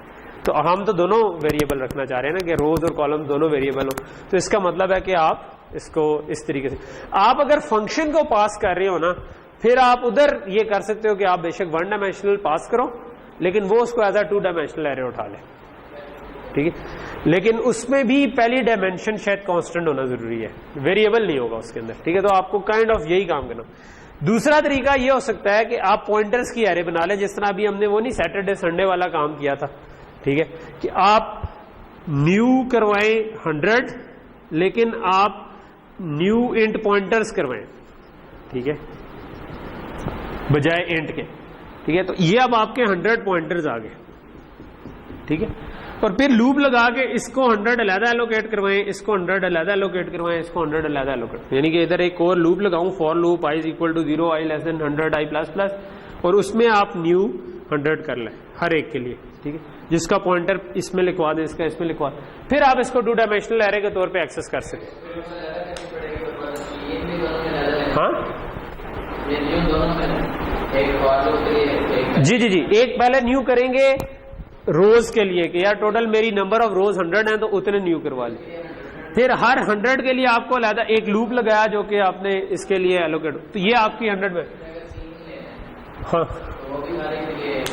नहीं, जब एक दफा न्यू करवा लिया ना, अब उसके बाद आप इसको 2 डायमेंशनल एरे की तरह एक्सेस कर सकते हैं, ठीक है, तब कोई मसला नहीं रहा, ठीक है। अब आप उसको 2 डायमेंशनल एरे की तरह एक्सेस कर सकते हैं। सी इन आपको वैसे भी अलग अलग ही करवाना था ना, तो वो इधर भी अलग अलग ही करवाना पड़ेगा, ठीक है। लेकिन अब इसके बाद आप ये कर सकते हो कि यार इसकी ith रो पे जो ith कॉलम आ रहा है ना वो उठा लो, ठीक। हाँ नहीं, न्यू करता हुआ फिर मुझे ये फिर आप इसके रोज अरब कॉलम के साइज दे दो ना इसको, ठीक है। और जब आपने एक्सेस करना है तो इस फॉर्मूले से एक्सेस कर लो, ठीक। अच्छा, वैसे आप फंक्शन को पास करते हुए नहीं, इससे मेरा ख्याल है उसमें भी एक कांस्टेंट आपको देना पड़ता है, ठीक है। वो जो आपका जब आप मल्टी डायमेंशन में जाते हैं ना, तो आपको पिछली वाली डायमेंशंस का साइज बताना पड़ता है, ठीक है, ताकि ये वाली कैलकुलेशन हो सके, ठीक है। तो ये वाली कैलकुलेशन के लिए फिर ये वाली चीज कांस्टेंट होती है, ठीक है। ये वेरिएबल नहीं हो सकती। तो ये वाला लेट्स से 100 बाय 100 की एरे मैंने बनानी थी, ठीक है। सो मैं ये कर सकता हूं कि मैं कह दूं कि एक इंट पॉइंटर बनाऊं, ठीक है, image is equal to new int 100 by 100 की अगर एरे बनानी थी ना, तो इसको मैं साइज ही 100 बाय 100 दे दूं, ठीक है, विच इज 10,000, ठीक है। सो ये एक 1 डायमेंशनल 10,000 की एरे बन गई, ठीक है। अब मैं इसको एक्सेस करना चाहता हूं कि भाई जिस तरह आई जे को एक्सेस करना चाहते, तो मैं ये चाहता था कि भाई मुझे कोई इस तरीके से एक्सेस मिल जाए कि इमेज आई जे ये मैं एक्सेस कर सकूं, तो इस पे लिखवा सकूं। सो मुझे सिर्फ जहां जहां पर ये लिखा हुआ था ना, उसके बजाय लिखना क्या है, इमेज आई इंटू जो आपका रो का साइज था 100 प्लस जे, ठीक है। अगर तो ये इनमें से ये वाला कांस्टेंट होता, फिर आप ये कर सकते हो, इस तरह से भी न्यू कर सकते हो, ठीक है। लेकिन हम कांस्टेंट नहीं अज्यूम कर रहे हैं ना, हम कह रहे हैं कि रोज भी वेरी कर सकती हैं, तो फिर आप इसको 1 डायमेंशनल एरे के तौर पे एक्सेस कर सकते हैं। जहां पर ये लिखना था उसकी जगह ये लिखना, ये 100 मतलब रो नजर अब कॉलम यही साइज होगा ना हमेशा, ठीक है। जो भी आपने यूजर से पूछा कितने रोज, यूजर से पूछा कितने कॉलम, रोज अरब कॉलम, ठीक। नीचे साइज नहीं है, नीचे तो मैं आई जे को एक्सेस करने का बता रहा हूं, ओके। सो ये काइंड ऑफ न्यू की एग्जांपल थी, ठीक है। लेकिन न्यू और डिलीट जो है ना, ये आपने ज़हन में रखना है कि आपने वो डिलीट भी करना है। जिस तरह आपने वो जो मैंने 2D का बताया ना कि एक एक करके न्यू करना है, उसको एक एक करके डिलीट भी करना है, ठीक है। यानी लूप लगा के पहले जो जिधर जिधर पॉइंट कर रहे हैं उनको डिलीट करना है, फिर आखिर में ये जो एरे है ना, जो पॉइंटर की एरे, इसको भी डिलीट करवाना है, ठीक है। तो आपको सारे के सारे डिलीट करवाना, ओके। सो ये हमारे पॉइंटर की एग्जांपल हो गई, ठीक है। एक जी पॉइंटर तो आएगा पेपर में, ऑब्वियसली आप तो इतना टाइम लगाया, अब भी ना आया तो फिर क्या फायदा, ठीक। हाँ तो जाके प्रोग्राम बनाए ना, नहीं समझ आया तो ये यार आप इसको गूगल कर लें 2D एरे न्यू करके, ठीक है। तो स्टैक ओवरफ्लो पे उसने कोड भी दिया हुआ इसका, ठीक है। तो वो यही है, अब आपको वो समझ आ जाना चाहिए अगर आपको पहले नहीं समझ आया था, ठीक, अब आ जाना चाहिए, ठीक। आई थिंक पॉइंटर के लिए इतना काफी है, सिवाय ये कि हमने एक एग्जांपल और की थी जिसमें पॉइंटर टू पॉइंटर यूज किया था, और वो हमने ये किया था कि स्वैप करने वाला, स्वैप नहीं, एक पूरी पर्सन की ऑब्जेक्ट बनाई थी। लेकिन मेरा ख्याल है इसमें दोबारा जाने की जरूरत नहीं है, क्योंकि पॉइंटर टू पॉइंटर आपको समझ आ चुका हुआ, ठीक है। नहीं आया हुआ तो मैं 5 मिनट लगा सकता हूँ इस पे, ठीक है, वो पूरा नहीं है, ठीक। सो चलो okay, let's give it 2 minutes, ठीक है, या 5 मिनट्स देते। सो ये हमने एक पर्सन की क्लास बनाई हुई थी, ठीक है। और हम क्या करना चाह रहे हैं, हम एक एरे बनाना चाह रहे हैं पर्सन्स की, ठीक है, और उसको सॉर्ट करना चाह रहे हैं। तो हमने किया ये कि हमने पर्सन की एरे नहीं बनाई, बल्कि पर्सन पॉइंटर्स की एरे बना दी, ठीक है। सो मेरे पास पर्सन पॉइंटर पड़े हुए हैं 100, सो ये एक पर्सन है, ये दूसरा पर्सन है, ये तीसरा एंड सो ऑन, जितने पर्सन एंटर करना चाहें उतने पर्सन, ठीक है। ऑब्वियसली मैं ये भी न्यू करके बना सकता हूँ, ठीक है, क्योंकि ये पॉइंटर्स की एरे है। मैं यूजर से पूछ लूँ भाई कितने आपने करने, उतने की बना लूँ, और फिर एक एक करके यूजर से वो पर्सन एंटर करवा दूँ। अब नेक्स्ट चीज क्या है, मैं इसको सॉर्ट करना चाहता हूँ, ठीक है। तो सॉर्ट करने के लिए हमने सॉर्टिंग का पूरा एल्गोरिथम तो बनाया था कि भाई आप सबसे पहले सबसे छोटा निकाल लो, उसको टॉप पे ले आओ, इसको इधर ले आओ, फिर दूसरे से लेकर सबसे छोटा निकाल लो, उसको इधर ले आओ, इसको इधर ले जाओ, और फिर तीसरे से लेकर आखिर तक जाओ, सबसे छोटा निकाल, तो आखिर तक पहुंचोगे तो सबसे छोटा, सबसे ऊपर, उससे अगला, उससे ऊपर, एंड इस तरह से पूरा काम हो चुका हो। लेकिन इस केस में क्योंकि पॉइंटर्स की एरे है तो मुझे इन सब को मूव करने की जरूरत नहीं है। What I can do is कि लेट्स से कि इसको मैंने इधर मूव करना था और इसको इधर मूव करना था, तो मैं ये पॉइंटर इधर ले जाऊं और ये वाला पॉइंटर इधर ले आऊं, तो ऑटोमेटिकली मतलब बगैर ऑब्जेक्ट्स को मूव किए मेरी एरे सॉर्ट हो जाएगी, ठीक है। तो इसमें और कोई साइंस नहीं है। हमने इसके अंदर किया क्या था कि पॉइंटर्स पर्सन की पॉइंटर्स की एरे थी, हमने सॉर्ट का फंक्शन एक बनाया, लेकिन सॉर्ट की फंक्शन को ये चीज पास होनी है।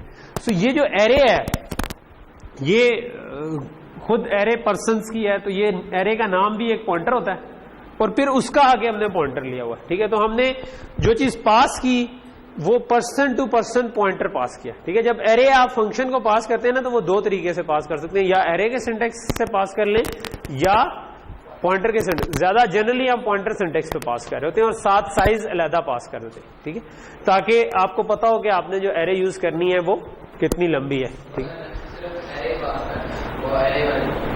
अगर एक एरे होती यानी पॉइंटर्स की ना होती, हाँ, तो आप उसको एरे भी आगे स्क्वायर ब्रैकेट डाल के भी कर सकते थे और स्क्वायर ब्रैकेट के बजाय इधर पॉइंटर लगा के भी पास कर।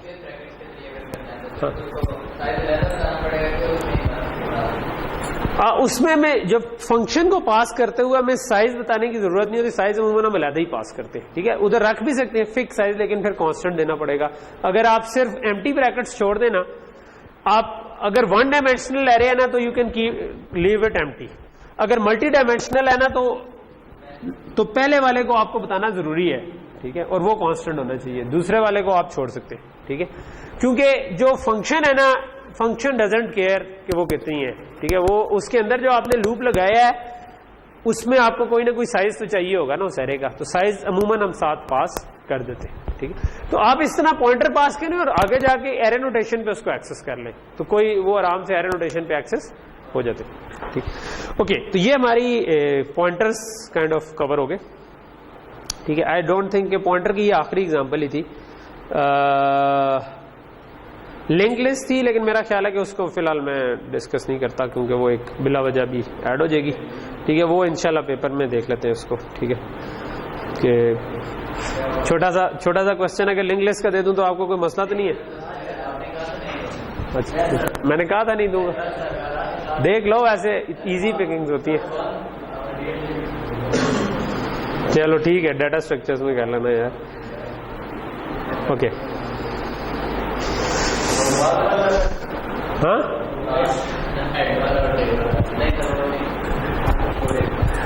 अच्छा चलो ठीक है यार, लिंक लिस्ट से क्वेश्चन नहीं आ रहा, ठीक है। ओके, तो ये आपको एक मैंने वचन दे दिया आपको मैंने, ठीक है। ओके, सो अब जो नेक्स्ट चीज थी पॉइंटर्स के साथ ही पॉइंटर से रिलेटेड चीज जो थी वो थी पॉलीमॉर्फिज्म, ठीक है, कि जो कि ऑब्जेक्ट ओरिएंटेड प्रोग्रामिंग का तीसरा टेनेट कह लो कि जिसकी बेस पे है, और वो इनहेरिटेंस से रिलेटेड है। और इसमें मैंने वैसे डायनामिक कास्ट की आपको एग्जांपल नहीं कराई थी, लेकिन मैं आई वुड रिकमेंड कि मैं उस पर से दूंगा नहीं, बट आप जाके ना बुक से जरूर पढ़ लें, क्योंकि वो इम्पोर्टेंट है कि डायनामिक कास्ट भी आपको आनी चाहिए, क्योंकि जरा सा भी आपने पॉलीमॉर्फिज्म का सीरियस प्रोग्राम बनाना हुआ तो वहां पर आपको उसकी जरूरत पड़ जाएगी, ठीक है। टाइप आईडी और डायनामिक कास्ट का टॉपिक था, वो मैंने स्किप कर दिया था क्योंकि मुझे जरा बच्चे मायूस से लग रहे थे कि पता नहीं कोर्स में क्या बनेगा, ठीक है। ओके, सो मेन हमने इसकी मोटिवेशन क्या है, मोटिवेशन ये थी कि आपके पास अगर मैंने आपको एग्जांपल दी थी जब करवा रहा था कि लेट से कि आप एक सीन ड्रॉ करना चाह रहे हैं और उसमें डिफरेंट शेप्स हैं, जिस तरह ट्रायंगल, रेक्टेंगल, सर्कल, और आप लेट से ड्रॉ कॉल करें ना तो कोई शेप कॉल ड्रॉ हो जाती है, ठीक है। तो लेट से कि यहां पर एक शेप का पॉइंटर है, ये शेप 1 है, ये शेप 2 है, ठीक है, और ये शेप 3 है एंड सो ऑन। ये आपके पास एरे में डिफरेंट शेप्स है और हर एक ने अपना अपना ड्रॉ लेट से लिखा हुआ है ऑलरेडी, ठीक है, कि ये कैसे ड्रॉ है। सो मैं आइडियली अगर मैं सिंपल एक लूप लगा दूं और हर एक अपना अपना ड्रॉ कॉल कर ले तो ये मेरे लिए आइडियल सिचुएशन होगी, ठीक है। लेकिन मसला क्या है कि अगर ये डिफरेंट शेप्स हैं तो मैं इनकी एरे नहीं बना सकता, क्योंकि एरे तो एक ही तरह की, या इंटीजर की होगी या डबल की होगी या किसकी। तो C++ आपको ये अलाउ करती है, वो कहती है कि आप अगर ये सारी शेप्स किसी एक बेस क्लास से ड्राइव हुई हो, ठीक है, तो आप बेस क्लास टाइप के पॉइंटर से एरे बना दें, ठीक है, और उसके अंदर पॉइंटर जो कॉपी करें वो डिराइव क्लास का कॉपी कर लें, ठीक है। और पॉइंटर क्योंकि ड्राइव क्लास का होगा तो उससे जब ड्रॉ कॉल करेंगे तो अगर वो ट्राइंगल का ड्रॉ कॉल हुआ तो ट्राइंगल ड्रॉ हो जाएगी, अगर वो सर्कल का पॉइंटर हुआ तो सर्कल ड्रॉ हो जाएगा, ठीक है। तो इसके लिए कंपाइलर खुद फिर आपके बिहाफ पे मेहनत ये कर लेता है कि वो डायनामिकली ज़हन में रखता है कि इस वक्त इस जगह पर कौन सा पॉइंटर पड़ा हुआ है। बेसिकली कंपाइलर नहीं, इसको कहना चाहिए कि ये रन टाइम पे भी वो निकाल लेता है, ठीक है। तो ये इंफॉर्मेशन आपके प्रोग्राम में स्टोर्ड रहती है, हमें नहीं उसकी परवाह करनी पड़ती कि कैसे हो रहा है, ठीक है। सो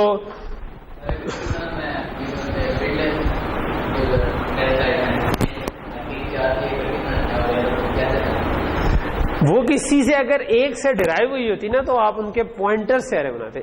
रिमेंबर ये पॉइंटर्स की एरे है, ठीक है, लेकिन वो किसी एक से ड्राइव नहीं हुआ, ठीक है।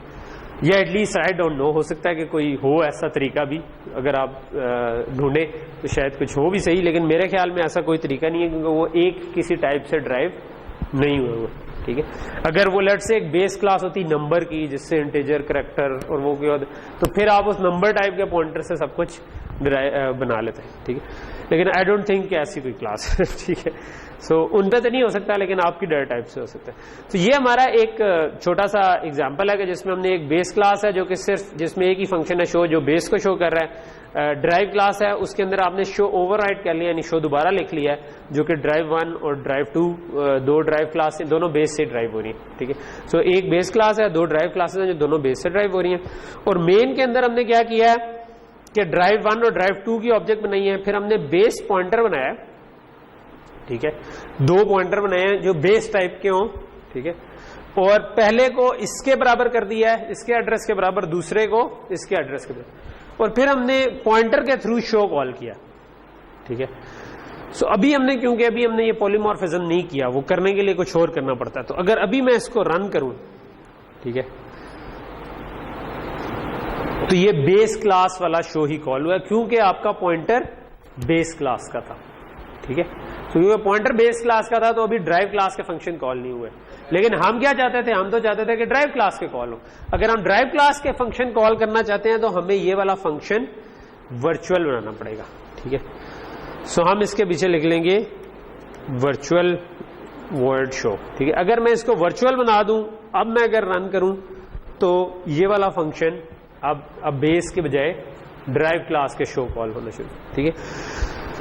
अच्छा, अगर आप सिर्फ वर्चुअल बनाएंगे तो अभी ड्राइव क्लास की ऑब्जेक्ट्स भी बन सकती हैं, यानी कि अगर मैं ड्राइव क्लास की ऑब्जेक्ट बनाना चाहूं, बेस क्लास की ऑब्जेक्ट बनाना चाहूं तो ये बन सकती है। लेकिन अगर मैं इसको प्योर वर्चुअल बना दूं, ठीक है, तो तब बेस क्लास का मतलब है कि वो एब्स्ट्रैक्ट क्लास हो जाती है, ठीक है। एब्स्ट्रैक्ट क्लास का मतलब है कि वो बेस क्लास की ऑब्जेक्ट बन ही नहीं सकती। कई सिचुएशन में आप चाहते हैं कि एक बिल्कुल एब्स्ट्रैक्ट क्लास बनाएं जो खुद नहीं एग्जिस्ट करती, हमेशा चीजें उससे ड्राइव हुई हुई हैं। जिस तरह आप कहें इलेक्ट्रिक अप्लायंस एक बेस क्लास है, लेकिन इसकी शेप हमेशा होगी कि या तो वो पंखा होगा या बल्ब होगा या मल्टीमीडिया होगा या कुछ और होगा, लेकिन सिर्फ अप्लायंस जो है वो खुद एग्जिस्ट नहीं करती, हमेशा वो मतलब वो किसी फॉर्म में एग्जिस्ट करती है, ड्राइव क्लास की फॉर्म में।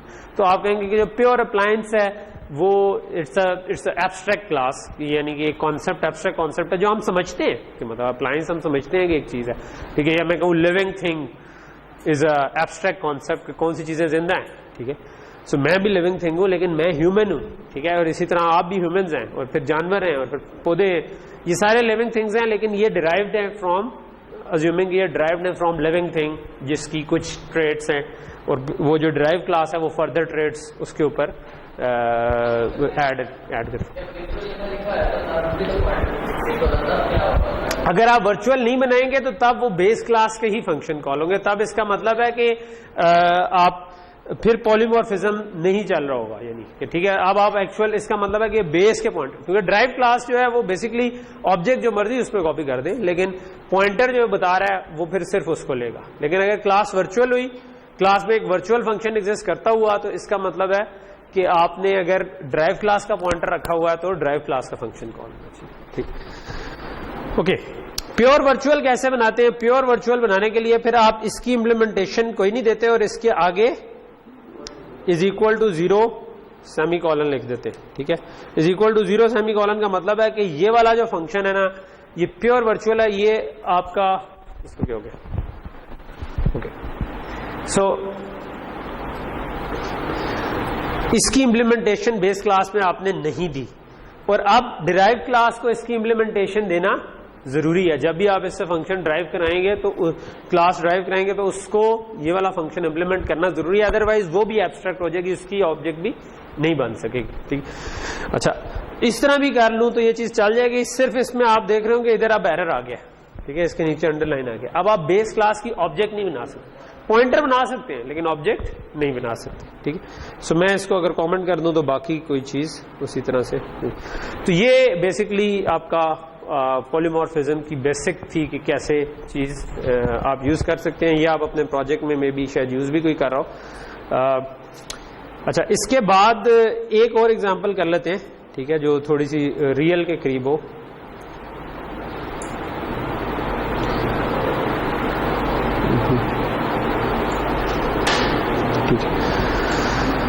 सो ये हमने एक और एग्जांपल इसकी जो थोड़ी सी, अभी तो हमने बिल्कुल डमी क्लासेस बनाई थी। तो लेट्स से कि एक पर्सन की क्लास है जिसमें उसका नाम है और हमने गेट नेम का फंक्शन किया हुआ और पुट नेम का।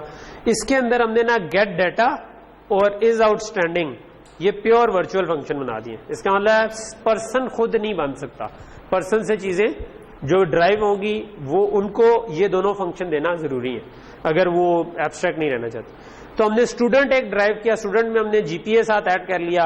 गेट डाटा ओवरराइड करना जरूरी है, ठीक है, बिकॉज हमने उधर प्योर वर्चुअल बनाया हुआ था, ठीक है, गेट डाटा, ठीक है। सो इधर हमने गेट डाटा का फंक्शन लिखा और इज आउटस्टैंडिंग का फंक्शन लिखा। गेट डाटा में गेट नेम बेस क्लास का यूज कर लिया और बाकी का जो जीपीए था वो हमने इसके अंदर यूजर से इनपुट करवा लिया, ठीक है। और इज आउटस्टैंडिंग में हमने कह दिया कि अगर जीपीए आपका 3.5 से बड़ा है तो आउटस्टैंडिंग है। ये भी हमने ओवरराइड करके इंप्लीमेंट कर लिया। सो प्रोफेसर में हमने जीपीए के बजाय पब्लिकेशंस डाल दी और गेट डाटा में हमने पब्लिकेशंस एंटर करवा ली और इज आउटस्टैंडिंग में हमने कहा कि 100 से ऊपर पब्लिकेशंस हैं तो चल जाए। अब हमने पर्सन टाइप के पॉइंटर बनाया और फिर यूजर को कहा कि भाई एंटर करते जाओ पर्सन, आप क्या एंटर करना चाहते हो, स्टूडेंट एंटर करना चाहते हो या प्रोफेसर एंटर करना चाहते हो। और हर दफा न्यू करके स्टूडेंट या प्रोफेसर बेस्ड ऑन के यूजर ने क्या चूज किया है उसका डाटा एंटर किया और आखिर में हमने उसको प्रिंट करवा, ठीक है। सो लेट्स से कि मैं कहता हूं कि एक प्रोफेसर का मैं डाटा एंटर करना चाहता हूं, लेट्स से मैं जमील कहता हूं और लेट्स से मैं कहता हूं कि उनकी 110 पब्लिकेशन है। वो कहता है कि एक और एंटर करना है, मैं कहता हूं कर देता हूं। और स्टूडेंट और प्रोफेसर में कहता हूँ स्टूडेंट, और स्टूडेंट में लेट्स से मैं कोई भी स्टूडेंट, मैं खुद ही बन जाता हूँ स्टूडेंट फिलहाल, और मैं कहता हूँ लेट्स से मेरा 3.5 जीपी है और मैं कहता हूँ कि मैंने और कुछ नहीं ऐड किया। सो जमील जो है ना वो आउटस्टैंडिंग हो गया और मैं माठा ही रहा, ठीक है। सो ओके, सो यहाँ तक चीज क्लियर हो गई, ठीक है। तो ये आपकी इनहेरिटेंस की एग्जांपल होगी, ठीक है, सॉरी इनहेरिटेंस नहीं, पॉलीमॉर्फिज्म की, ठीक है। एक छोटी सी हमने चीज और पढ़ी थी, वो थी दिस पॉइंटर, ठीक है। सो कोई भी ऑब्जेक्ट हो ना वो अपना पॉइंटर हमेशा गेट कर सकती है और अपना पॉइंटर जो है ना उसको हम कहते हैं दिस पॉइंटर, ठीक है। ये इसकी हमने एक एग्जांपल बड़ी प्यारी सी की थी, वो ये थी कि आप इक्वल टू का ऑपरेटर जो है ना वो आप ओवरलोड कर रहे हैं, ठीक है, असाइनमेंट ऑपरेटर, ठीक है। सो असाइनमेंट ऑपरेटर जब हम ओवरलोड करते हैं तो इसका क्या मतलब है कि आप बेसिकली ये वाला काम कर सके, ठीक है, कि एक मिनट इसका साइज मैं बड़ा कर लूं पहले और मैं इधर से भी दिस वाले एग्जांपल को चला लूं।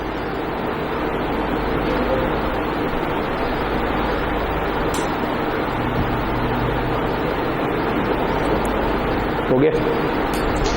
ओके, सो ऑपरेटर ओवरलोडिंग तो हमने पढ़ी हुई है, ठीक है। असाइनमेंट ऑपरेटर क्या कहता है कि मैं अगर A1 A3 is equal to, let's say मैं इसके आगे भूल जाता हूँ, लेट से यहां तक होता A3 is equal to A2 होता, सो मैंने A2 को A3 में कॉपी करना था, तो A3 में मैं असाइनमेंट ऑपरेटर ओवरलोड कर सकता हूं और जो उसको ऑब्जेक्ट पास हो रही है उसकी जो भी वैल्यू थी वो इसके अंदर कॉपी कर दूं। लेकिन मैं चाहता हूं कि मैं ये भी कर सकूं कि इसको तीसरे में साइन कर सकूं। इसका मतलब है ये क्या कर रहा है कि A1 को A2 में साइन कर रहा है और फिर जो वैल्यू आई है वो अगेन कॉपी हो रही है। इसका मतलब आप रिटर्न भी करना चाहते हैं, ठीक है। सो रिटर्न करने के लिए आप क्या करते हो, रिटर्न करने के लिए आप एक तरीका ये है कि आप एक डमी ऑब्जेक्ट बनाकर उसको रिटर्न कर देते हो, और एक दूसरा तरीका ये हो सकता है कि आप यही वाली ऑब्जेक्ट का पॉइंटर रिटर्न कर दो लेकिन उसको बाय रेफरेंस रिटर्न करो। अगर आप बाय रेफरेंस रिटर्न करोगे तो दूसरा भी उसी को रेफर करना शुरू हो जाएगा। तो यहां पर हमने ये काम किया है कि हमने कहा है कि रिटर्न कर दो स्टैटिक दिस का मतलब है इसी ऑब्जेक्ट का पॉइंटर, ठीक है। ऊपर वाली डिटेल कोई इतनी इंपॉर्टेंट नहीं है कि आपने बाय रेफरेंस एक ऑब्जेक्ट पास की, उसके डाटा को आपने अपने डाटा के अंदर कॉपी कर लिया, तो ये कॉपी तो हो गया। अब आप चाहते हैं कि रिटर्न करें, तो एक तरीका है कि मैं एक कंस्ट्रक्टर बनाकर डमी ऑब्जेक्ट रिटर्न कर लूं, ठीक है। तो वो एक ऑब्जेक्ट बनेगी और वो रिटर्न हो जाएगी। लेकिन लेट्स से कि मैं अननेसेसरी ऑब्जेक्ट्स नहीं बनाना चाहता, तो उस केस में मैं क्या करूंगा, मैं कहूंगा कि दिस स्टैटिक दिस का मतलब है कि करंट को डी रेफरेंस करो तो ये ऑब्जेक्ट ही बन गई, और उसको बाय रेफरेंस बाय रिटर्न कर दो तो उसका रेफरेंस दूसरे को असाइन हो जाएगा।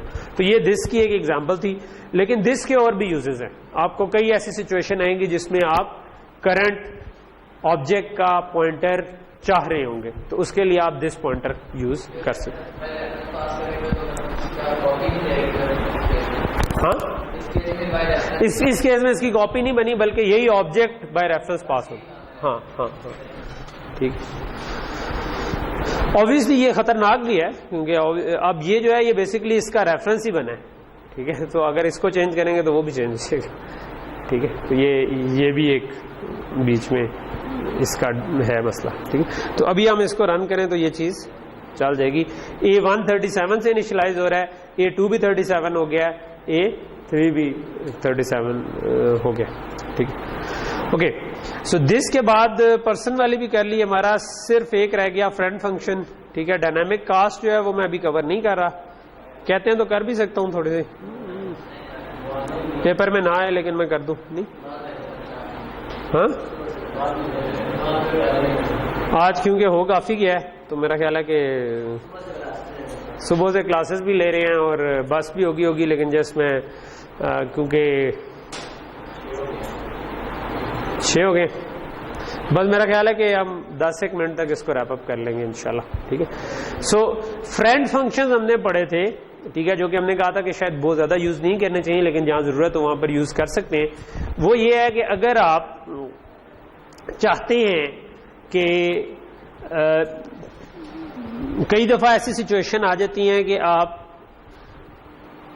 एक क्लास के को ना की ऑब्जेक्ट को एज अ कई दफा आर्गुमेंट पास कर रहे होते हैं फंक्शन में और आप डॉट लगाकर उसको एक्सेस करना चाह रहे होते हैं, ठीक है। जनरली हम इनकैप्सुलेशन का मकसद था कि ना कर पाए, लेकिन कहीं पे आपके वाकई जरूरत भी पेश आ जाती। जिस तरह ऑपरेटर ओवरलोडिंग के केस में है कि आप चाहेंगे कि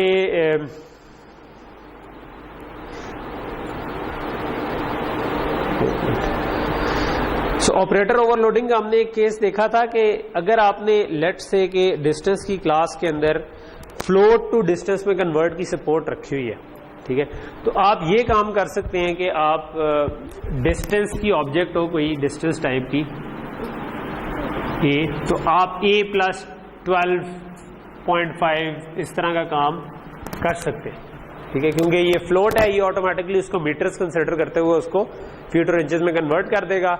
और इसके अंदर क्योंकि आपने ऐसा कंस्ट्रक्टर प्रोवाइड किया हुआ है जो कि ये कन्वर्जन कर सकता है, तो आप कर, लेकिन आप इसके ऑपोजिट नहीं कर सकते, ठीक है, इसलिए क्योंकि ये ऑपरेटर अगर इस ऑब्जेक्ट के साथ ऑपरेटर डिफाइन हुआ है लेकिन 12.5 के साथ फ्लोट के साथ डिफाइन नहीं हुआ, तो इसका एक तरीका ये हो सकता है कि आप बजाय इस ऑपरेटर को क्लास के अंदर ऑपरेटर डिफाइन करने के, आप एक ग्लोबली ऑपरेटर डिफाइन कर लें जो कि एक ऑब्जेक्ट लेता हो, दोनों ऑब्जेक्ट्स लेता हो डिस्टेंस टाइप की, ठीक है।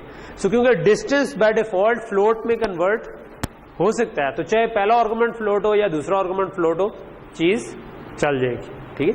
तो ये क्योंकि ए के अंदर से अब कॉल नहीं हो रहा होगा, अब आपका जो डब्बा होगा उसमें दो डिस्टेंस आ रहे होंगे। इस केस में तो ये एक इम्प्लिसिट आर्गुमेंट था और इसके साथ आपने एक इनपुट आर्गुमेंट दी, ठीक। तो अब आपको एक ऐसा ऑपरेटर चाहिए जो कि डिस्टेंस के अंदर फीट और इंचेस को एक्सेस कर रहा हो, तो फिर आपको उसको फ्रेंड बनाना पड़ता है, क्योंकि वैसे फीट और इंचेस को बाहर से कोई एक्सेस नहीं कर सकता, ठीक है। तो हमने ये वाली एग्जांपल ये चीज कर रही है, ठीक है। इस केस में हमने क्या किया, एक ऑपरेटर प्लस डिफाइन किया जो दो डिस्टेंस लेता है और एक डिस्टेंस रिटर्न करता है। अब इसने क्योंकि फीट और इंचेस को डॉट लगा के एक्सेस करना है, तो हमने क्लास के अंदर जाकर इसको फ्रेंड बना दिया। हमने कहा कि यार फ्रेंड डिस्टेंस ऑपरेटर प्लस, और ये आपके पास ऑपरेटर आपका मतलब इसका मतलब है कि ये वाला जो फंक्शन है ये इसको इस क्लास की ये प्राइवेट डाटा को एक्सेस कर सकता है, ठीक है। इसके बाद अब मेन में आप देखो ना, तो हमने ये भी काम किया हुआ है कि D3 is equal to D1 plus 10, और ये काम भी किया हुआ है 10 प्लस D1, ये दोनों चल जाएंगे, ठीक है। इसमें किसी में मसला नहीं आएगा। अगर सिर्फ हमने ऑपरेटर ओवरलोडिंग की होती तो ये वाली चीज नहीं चलनी थी, ठीक। Okay, so I think obviously friend के साथ हमने एक और एग्जांपल भी की थी जिसमें हमने फ्रेंड क्लास को दूसरी का क्लास का फ्रेंड बना दिया था, ठीक है। तो आप एक क्लास को दूसरी का फ्रेंड भी बना सकते हैं, ठीक है। उसके लिए आपको लिखना पड़ता है, ठीक है। चलो उस एग्जांपल को फिलहाल मेरा ख्याल स्किप करते हैं, अदरवाइज हमारा बहुत ही उतनी डिटेल में वापस चले जाएंगे जितनी डिटेल में हमने एक्चुअल में कवर किया। उसके लिए जिसने देखना है वो एक्चुअल वाला लेक्चर देखे, ठीक है। हाँ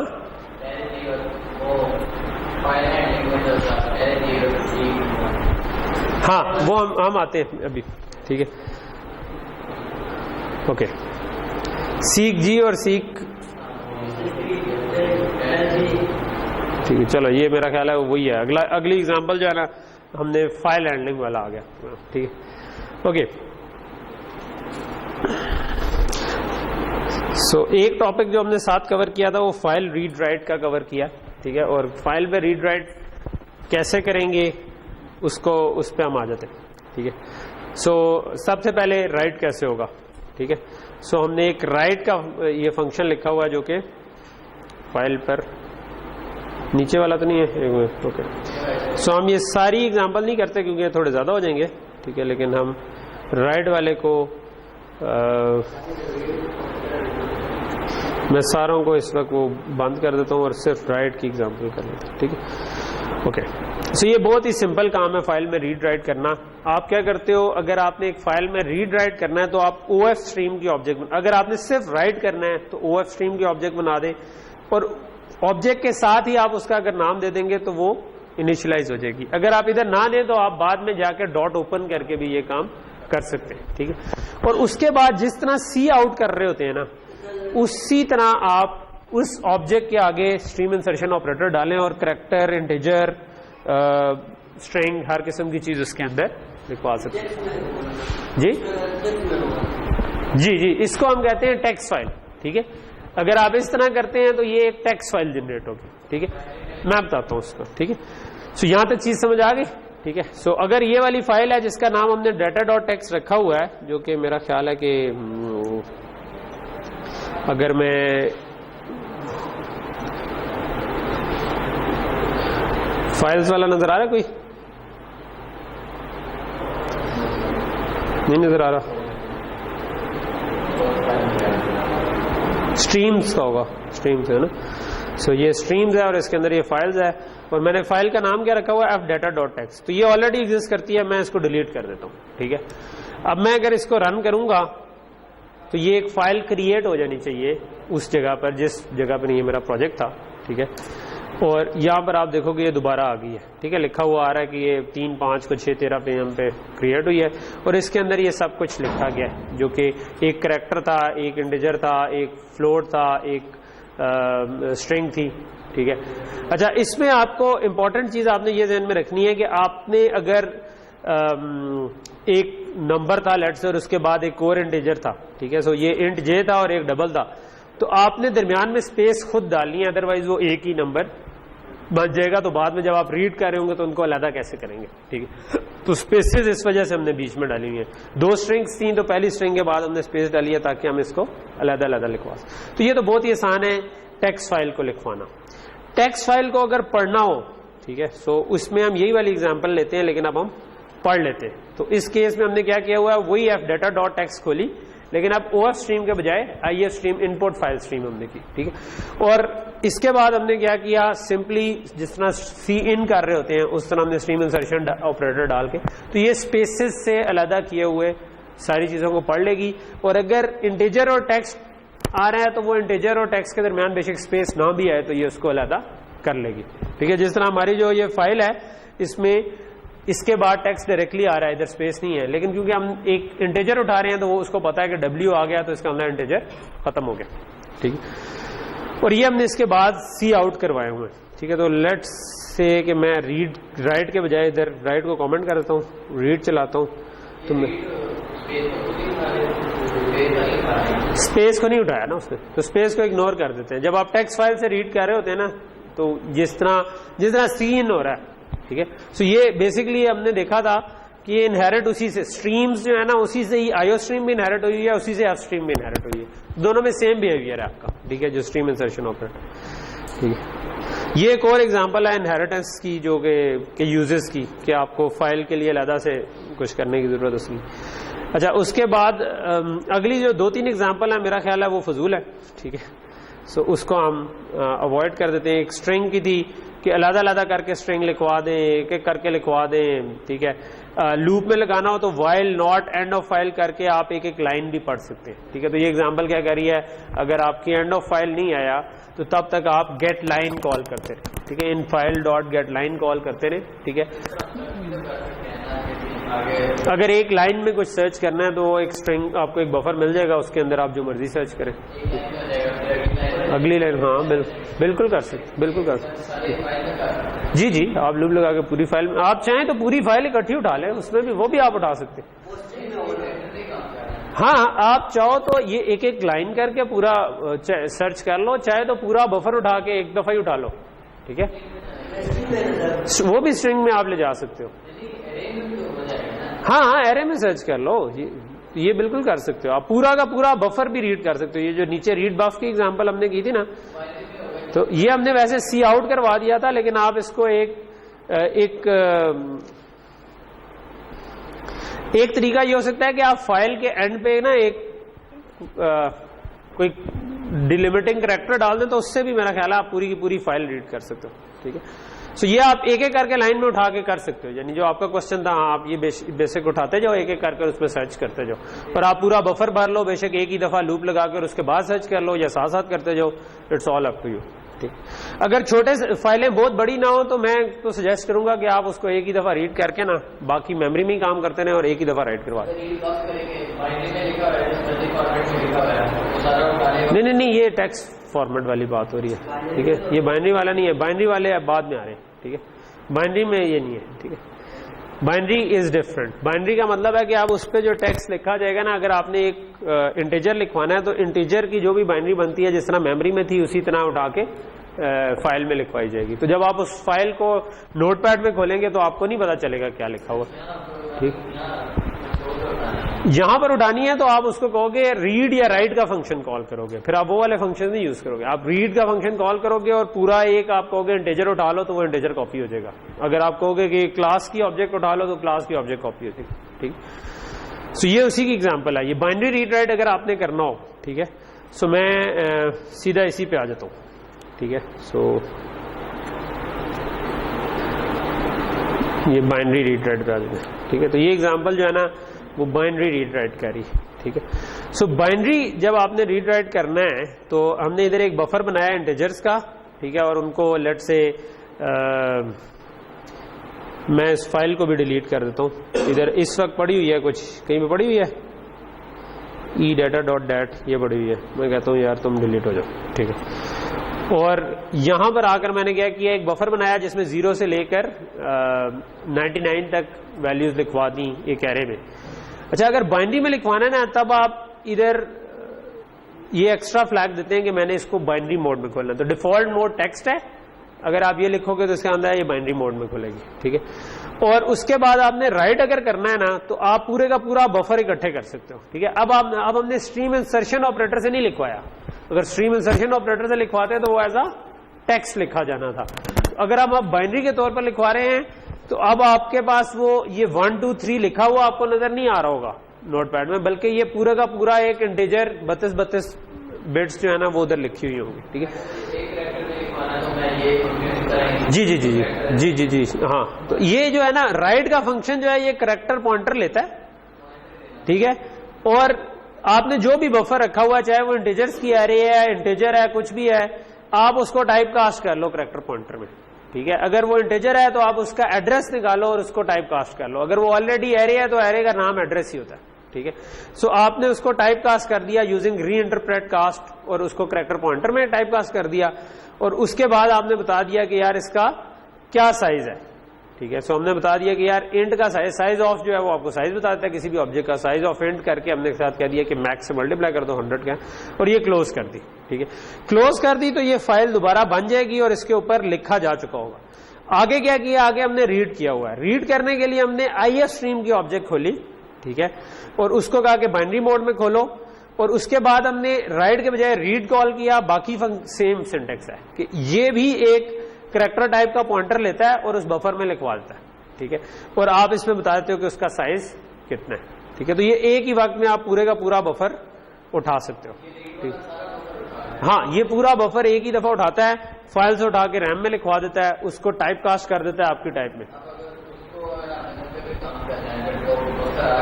हाँ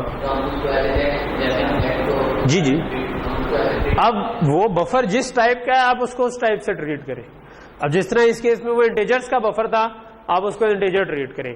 अगर वो लेट से पर्सन टाइप की एक ऑब्जेक्ट थी या बहुत सी ऑब्जेक्ट्स थी, तो अब वो पर्सन टाइप के ऑब्जेक्ट के तौर पे ही ट्रीट करें उसको, ठीक है। और उसमें अगर उसका नाम है वो टेक्स्ट है, अगर उसका कोई और नंबर है तो वो नंबर है, ठीक है। तो जो सी इंफॉर्मेशन जिस तरह आप बिल्कुल उसी तरह उसको एक्सेस करें। जी जी, लाइन बाय लाइन नहीं, आप तो मैं तो कह रहा हूं कि ये अब आपकी एक्चुअल एरे आ गई है, ठीक है। यानी ये अगर पर्सन्स की एरे है तो उस एरे में डाटा आ चुका है, ठीक है। करना चाहें तो लाइन बाय लाइन कर। इस केस में बफर में तो आप पूरा जिस साइज का बफर उठाना चाहें वो उठा सकते हैं, ठीक। सो इसको अगर मैं रन करूं तो ये आपके पास ये रीड होने के बाद पूरा रीड हो रहा है। और अगर मैं इसकी फाइल को देखना चाहूं तो ये edata.dat बन गई है। और अगर मैं इसको देखूं ना तो ये हमारे लिए कॉम्प्रिहेंसिबल नहीं है डायरेक्टली, लेकिन अगर आप इसका होपफुली इधर कहीं पे हेक्स एडिटर होगा,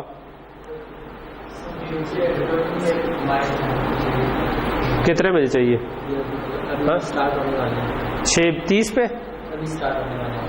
अच्छा चलो ठीक है, ये मैं 2 मिनट में खत्म कर दूं, ठीक है, ओके, ठीक। तो ये चीज समझ आ गई, ठीक है। और इसके बाद 2 और एग्जांपल थी, एक मल्टी ऑब्जेक्ट की थी, इसके अंदर हमने पर्सन को बिल्कुल इसी तरह रीड राइट किया, ठीक है। फाइल ओपन की और राइट किया। सिर्फ इस केस में हमने साइज जो दिया वो साइज ऑफ पर्सन दे दिया और एक एक करके पर्सन को रीड और राइट करते रहे, ठीक है। तो ये वाली एग्जांपल कोई कॉम्प्लेक्स नहीं है। सीक जी और सीक पी इंपॉर्टेंट है। फाइल को आपने इमेजिन जब करना है ना तो आप ये समझे कि फाइल के ऊपर ना, ठीक है, एक गेट पॉइंटर होता है, एक पुट पॉइंटर होता है, ठीक है। पुट का मतलब है लिखवाने वाला पॉइंटर, गेट का मतलब है पढ़ने वाला पॉइंटर। बाय डिफॉल्ट ये स्टार्ट में होते हैं, ठीक है। जब अगर आप नई फाइल खोलेंगे लिखवाएंगे तो पुरानी ओवरराइट हो जाएगी। अगर आप अपेंड मोड में iOS बाइनरी के साथ और करके अपेंड करेंगे तो ये पुट पॉइंटर एंड पे चला जाएगा, ठीक है। आप इन गेट और पुट को ना मूव कर सकते हैं बाय सीक, ठीक है। गेट पॉइंटर को मूव करना हो तो आप सीक जी यूज करते हैं, पुट पॉइंटर को करना हो तो सीक पी यूज करते हैं। और आप बेसिकली इसको बता सकते हैं कि एंड से कितना पीछे जाओ, स्टार्ट से कितना आगे जाओ। तो ये वाले कुछ फंक्शंस हमने कवर किए हुए हैं, ठीक है। तो ये मेरा ख्याल है जी। टेल जी जो है वो बताता है कि इस वक्त पॉइंटर किधर है, जीरो से लेके आप समझो पहली लोकेशन जीरो है, अगर आप टेल जी बताएंगे तो गेट पॉइंटर इस जगह का है, टेल पी करेंगे तो पुट पॉइंटर किधर है। लेट्स वो कहता है 10 तो इसका मतलब 10 बाइट्स आ गया, अगर कहता है 20 तो इसका मतलब है 20 बाइट्स। तो टेल पी से आपको पता चल जाएगा करंटली किधर है।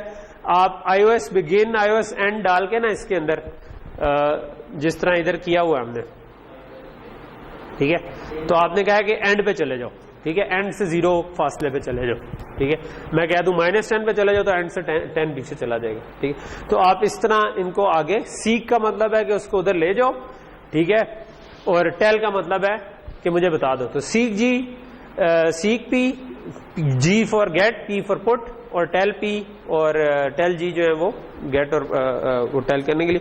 तो ये आपको फुल एक्सेस दे देते हैं, जहां मर्जी फाइल में भागन दौड़े और आप मजे से काम करें, ठीक। ठीक है, यहां पर रोक लेते हैं हम। हमारा सिर्फ टेम्पलेट्स और एक्सेप्शन का रह गया था कवर दोबारा करना, लेकिन वो हमने अभी बिल्कुल कवर किया है, तो वो वाले लेक्चर बिल्कुल इसके साथ ही हैं, तो वो आप वो वाला इसके बाद देख लें तो टेम्पलेट्स और एक्सेप्शन। तो ठीक है, best of luck for exam.